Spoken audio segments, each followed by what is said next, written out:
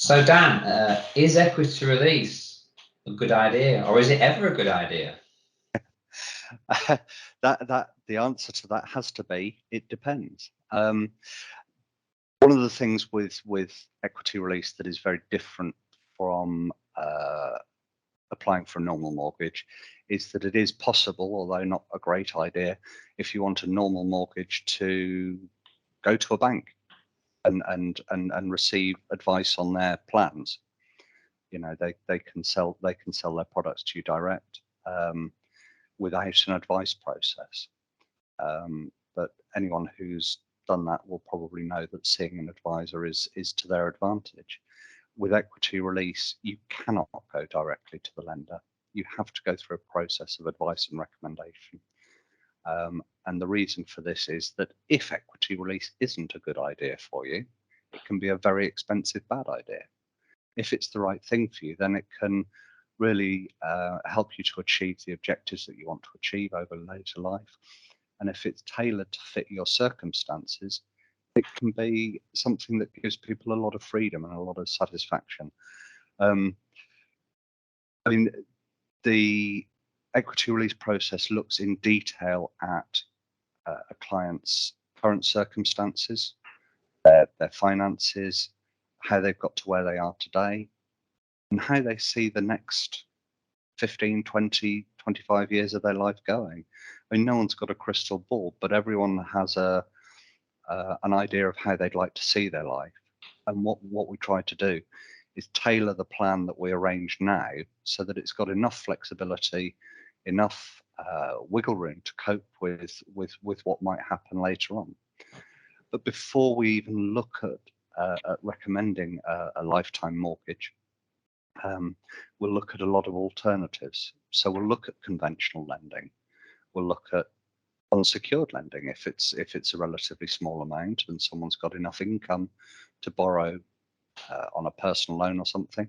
We'll look at that as an option first, because although the interest rate might be higher on day one, it's less likely to accrue over the whole of their lives. We'll look at whether downsizing might be an option. And if it's not an option now, might it be an option in 5 years? Is that something you've thought about? Have you talked to your kids about moving in with them?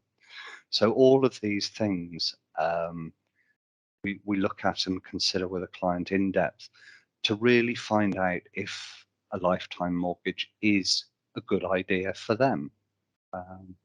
And sometimes the advice is no, it's not.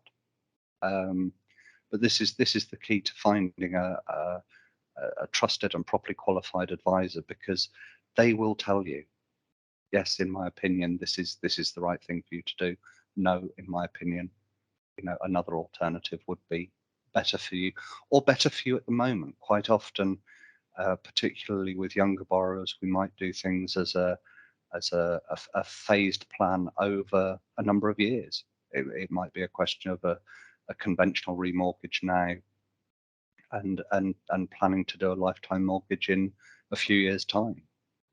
And are we finding then that more mature applicants are carrying unsecured debts into retirement now more so than ever? Very much so. Very much so. We're talking to a lot of people who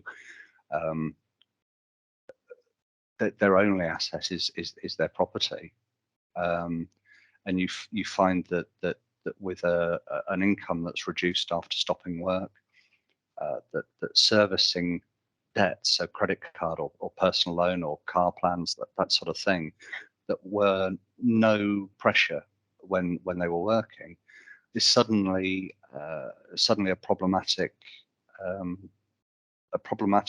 payment in retirement.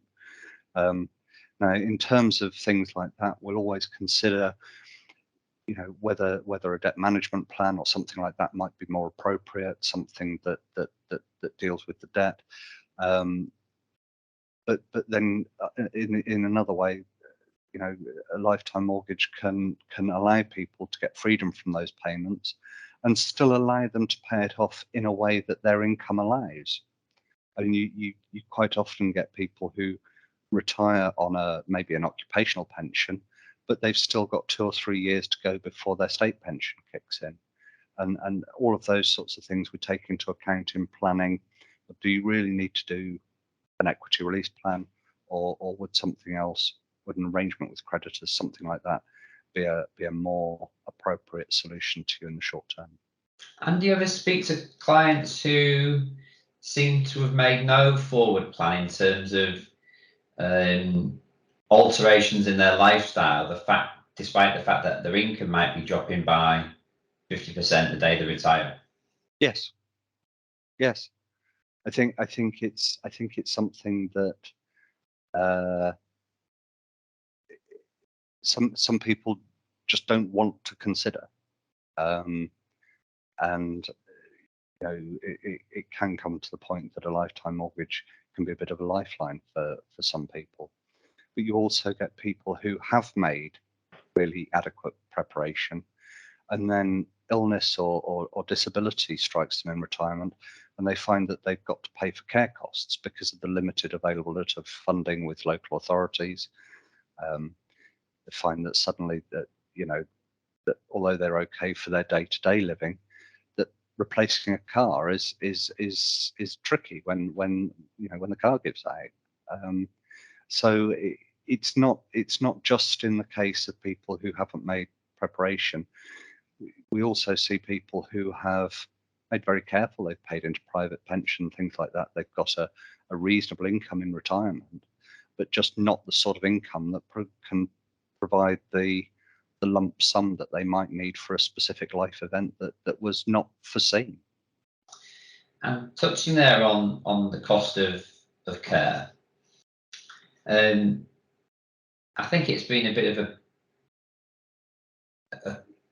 an interesting one for the last 10 or 20 years for some people who have made the effort to plan ahead for pensions and plan for their retirement, only to see their health deteriorate and for those savings to be quickly kind of eroded by the cost of care. So do you ever get clients inquiring kind of pre-care to sort of in some way kind of protect the hard work or the hard-earned savings that they've accumulated ahead of that event? We do. It's becoming less and less because the sort of policies that can mitigate those costs are also becoming rarer. The number of advisors who can advise on them is becoming fewer. But we would always refer someone on to an independent financial advisor who can advise specifically around care costs. Someone from the Society of Later Life Advisors specialise and have qualifications in that area, and we would work closely alongside them to provide the underlying funding using a lifetime mortgage or something similar to facilitate those plans. And I suppose some people kind of maybe leave it a bit too late, don't they, in terms of that future planning, and if the cost of that care is sort of on the immediate horizon, then clearly the providers are going to take issue with that, aren't they? Well, they can do, yes, they can do. I mean, the one of the benefits that's become almost universal with lifetime mortgages now is the flexibility that's built into plans in the event of the client or one partner if it's a couple going into care, or in some cases even needing long-term care in the home. In terms of going into care, they have a period of 3 years where they are not obliged to pay early repayment charges if they sell the house. Mm-hmm. So although it gives us the opportunity to potentially raise funds to pay for care or to top up care, also if the clients decide that no, one partner's gone into care, the other one doesn't want to stay in the house, then they've generally got the freedom to sell the house with no penalties within that 3-year time frame. And are we still finding instances where kind of local authorities can challenge some of the arrangements that clients have tried to put in place? Yes, certainly. If the intention, if the local authority can establish that the intention was to commit, I suppose, what you would call deprivation of assets, then yes, the disposal of property or assets can be reversed in extreme circumstances. But you generally find that people are wanting, their intention is to do the right thing, and if that is the clear intention and it has the unintended side effect of not leaving enough money for care fees, it's a little bit more difficult to for the local authority to challenge that. Good, useful info. Thank you, Dan. Thank you.